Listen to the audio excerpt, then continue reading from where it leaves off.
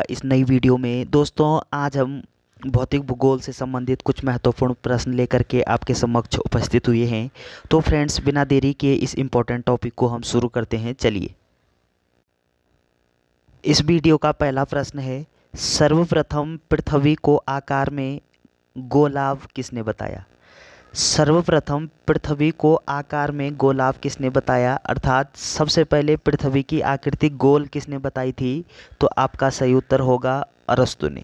तो सर्वप्रथम पृथ्वी की आकृति गोल किसने बताई थी? आपका सही आंसर क्या होगा? अरस्तु के द्वारा बताई गई थी। अगला प्रश्न है, वैज्ञानिक धरातल पर पृथ्वी की गोलाव आकृति को किसने सिद्ध किया? तो सबसे पहले अरस्तु के द्वारा बताया गया है कि हमारी पृथ्वी की आकृति कैसी होती है? गोल होती है। लेकिन वैज्ञानिक धरातल पर सबसे पहले सिद्ध किसने किया कि पृथ्वी की आकृति गोल ही होती है? तो आपका सही उत्तर क्या होगा? न्यूटन। तो इसका सही उत्तर होगा न्यूटन। न्यूटन ने सिद्ध करके दिखाया कि हमारी जो पृथ्वी है उसका आकार कैसा होता है? गोल होता है। और जबकि सबसे पहले बताया किसने था? तो आपका उत्तर होगा अरस्तु। तो चलिए दोस्तों, एक पॉइंट आपको ध्यान रखना है कि जब आपसे पूछे कि पृथ्वी की आकार कैसा है या पृथ्वी का आकार कैसा है, तो आपका उत्तर क्या होगा? लद्वाक्ष। आपका सही आंसर क्या होगा? लद्वाक्ष होगा, या फिर हम जियोल्ड कह सकते हैं। पृथ्वी की आकृति लद्वाक्ष होती है या फिर जियोल्ड होती है। लेकिन सर्वप्रथम आकार में गोलाव अरस्तु ने बताया था और सिद्ध किसने किया था? न्यूटन ने। और आकृति कैसी होती है? गोलाव होती है या फिर लद्वाक्ष होती है। पृथ्वी क्या है? पृथ्वी एक ग्रह है। तो चलिए दोस्तों, आगे बात करते हैं। अगला प्रश्न है कि सभी ग्रहों का निर्माण कब हुआ? यानी सभी ग्रहों का जो निर्माण की अगर हम बात करें तो लगभग 4.6 अरब वर्ष पहले सभी ग्रहों का निर्माण हुआ है। कब हुआ है? लगभग 4.6 अरब वर्ष पहले सभी ग्रहों का निर्माण हुआ है। दोस्तों, वर्तमान समय में हम आपको बता दें कि ग्रहों की संख्या कितनी है? 8। और इससे पहले ग्रहों की संख्या कितनी थी? 9। तो जो 9वां ग्रह है उसका नाम क्या है? यम। तो यम ग्रह को कब हटा दिया गया है? आपका सही आंसर होगा 24 अगस्त 2006। 24 अगस्त 2006 को यम को ग्रहों की श्रेणी से उसको हटा दिया गया है। और वर्तमान समय में कुल कितने ग्रह हैं? तो 8। ये पॉइंट आपको ध्यान रखना है। सभी ग्रहों का निर्माण कब होता है? तो आपका सही आंसर क्या होगा? लगभग 4.6 अरब वर्ष पहले, और वर्तमान में 8 ग्रह हैं।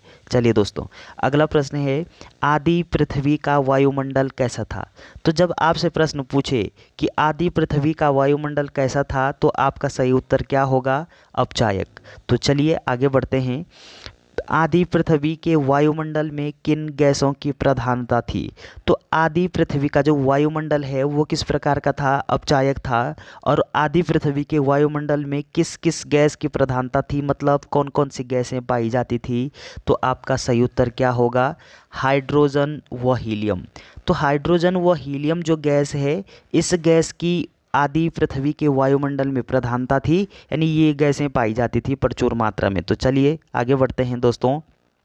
अगला प्रश्न है कि बिग बैंग थ्योरी के प्रतिपादक कौन है? यदि आपसे प्रश्न पूछे कि बिग बैंग थ्योरी के प्रतिपादक कौन है, कौन सी थ्योरी? बिग बैंग थ्योरी या फिर बिग बैंग सिद्धांत के प्रतिपादक कौन है? तो आपका उत्तर होगा जॉर्ज लेमेंतियर। तो ये बिग बैंग जो सिद्धांत है ये जॉर्ज लेमेंतियर के द्वारा दिया गया सिद्धांत है। और यदि आपसे पूछे कि ये जो बिग बैंग सिद्धांत है ये सिद्धांत किससे संबंधित है, तो आपका उत्तर क्या होगा? पृथ्वी की उत्पत्ति से। यानी पृथ्वी की उत्पत्ति किस प्रकार से हुई है, तो ये संबंधित है इससे। किससे? पृथ्वी की उत्पत्ति से संबंधित सिद्धांत है। तो ये आप ध्यान रखिएगा कि ये जॉर्ज लेमेंतियर के द्वारा दिया गया सिद्धांत है और पृथ्वी की उत्पत्ति के संदर्भ में बात करता है। चलिए अगला प्रश्न है, पृथ्वी के उत्पत्ति के संबंध में ग्रहाणु परिकल्पना के प्रतिपादक कौन है?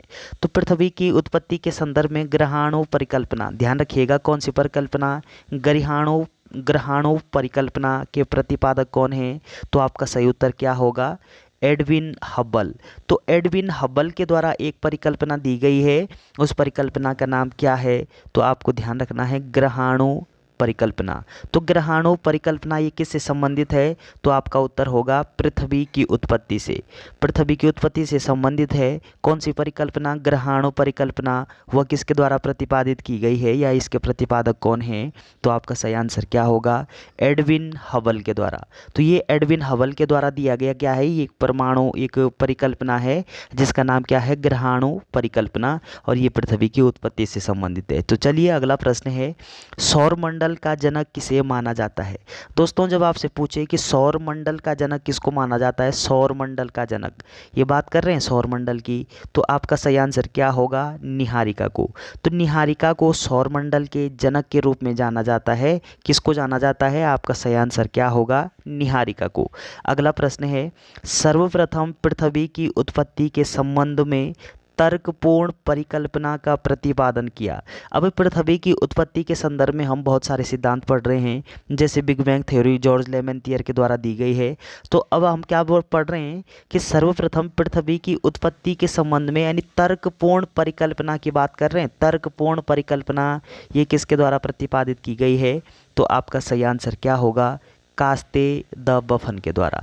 तो कास्ते द बफन के द्वारा सन 1749 में, सन ध्यान रखिएगा, सन 1749 में ये सिद्धांत दिया गया है। कौन सा? मतलब पृथ्वी की उत्पत्ति के संबंध में तर्कपूर्ण परिकल्पना किसके द्वारा दी गई है? आपका उत्तर होगा कास्ते द बफन के द्वारा। और कास्ते द बफन के द्वारा ये परिकल्पना कब दी गई है? तो आपका उत्तर होगा 1749 में दी गई है। और इतना आपको ध्यान रखना है, कास्ते द बफन के द्वारा कब दी गई है? 1749 में दी गई है। तो चलिए दोस्तों अगला हम बात करते हैं कि पैतृक संकल्पना के नाम से जाना जाता है। अब पैतृक संकल्पना हम किसको बोलते हैं? तो हमारा सही आंसर होगा अद्वैतवादी संकल्पना। अब कालांतर में क्या होता है साथियों कि दो प्रकार की संकल्पनाएं, इन संकल्पनाओं का निर्माण किया गया है। तो ये जो दो प्रकार की संकल्पनाएं हैं, नंबर एक है अद्वैतवादी संकल्पना। ध्यान दीजिएगा, नंबर एक कौन सी संकल्पना है? अद्वैतवादी संकल्पना। नंबर एक है अद्वैतवादी संकल्पना और नंबर दूसरी है द्वैतवादी संकल्पना। तो कालांतर में इन दो संकल्पनाओं का निर्माण हुआ है। एक है अद्वैतवादी संकल्पना और एक है द्वैतवादी संकल्पना। तो ये जो अद्वैतवादी संकल्पना है, इस संकल्पना में क्या होता है, इन भूगोलवेताओं का मानना है कि इसमें एक ही तारे से, अद्वैतवादी संकल्पना क्या होता है कि एक ही तारे से सभी ग्रहों की उत्पत्ति हुई है। किसकी उत्पत्ति हुई है? सभी ग्रहों की उत्पत्ति किससे हुई है? एक तारे से हुई है। एक तारे से सभी ग्रहों की उत्पत्ति हुई है, ये हमारी अद्वैतवादी संकल्पना सिद्ध करती है। और हमारी जो द्वैतवादी संकल्पना है पृथ्वी की उत्पत्ति के संदर्भ में, ये क्या कहती है कि दो तारों से सभी ग्रहों की उत्पत्ति हुई है। कितने तारों से? दो तारों से सभी ग्रहों की उत्पत्ति हुई है, ये कहती है हमारी द्वैतवादी संकल्पना। और अद्वैतवादी संकल्पना क्या कहती है कि एक तारे से सभी ग्रहों की उत्पत्ति हुई है। और अब वर्तमान समय में ग्रहों की संख्या 8 है और इससे पहले 9 थी। 24 अगस्त 2006 को यम को हटा दिया जाता है और वर्तमान समय में कितने रह जाते हैं? 8। तो ये अद्वैतवादी संकल्पना एक तारे से बोल रहे हैं कि एक तारे से सभी ग्रहों की उत्पत्ति होती है, और द्वैतवादी संकल्पना कह रही है कि दो तारों से सभी ग्रहों की उत्पत्ति होती है। तो ये जो अद्वैतवादी संकल्पना है, इस अद्वैतवादी संकल्पना को हम बोलते हैं पैतृक संकल्पना। या फिर आपसे पूछा जाए कि पैतृक संकल्पना के नाम से किसको जाना जाता है, तो आपका सही आंसर क्या होगा? अद्वैतवादी संकल्पना। तो चलिए दोस्तों, वीडियो अगर आपको अच्छी लगती है तो चैनल को सब्सक्राइब करना ना भूलें। Thanks for watching.